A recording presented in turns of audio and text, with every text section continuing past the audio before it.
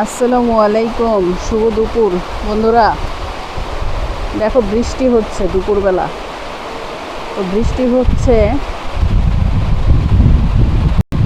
তাই তার সঙ্গে বাতাস, খুব বাতাস হচ্ছে দেখছো। বৃষ্টি হচ্ছে আল্লাহর রহমতের একটা বাড়ি। দুনিয়াতে দুইটা পানি আছে যেটাদের ফিল্টার করার প্রয়োজন হয় না, তার মধ্যে একটি হচ্ছে আমার আল্লাহর রহমতের এই বৃষ্টি, আর একটি হচ্ছে জমজম কুয়ার পানি। তো এই বৃষ্টিটা যদি তুমি গায়ে লাগাও, স্পর্শ করো, সেটার মধ্যেও কিন্তু একটা সুন্নত আছে। কারণ বৃষ্টি গায়ে লাগানো, হাতে লাগানো, শরীরে লাগানো সুন্নত।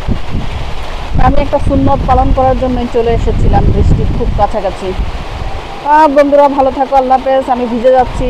আসসালামু আলাইকুম।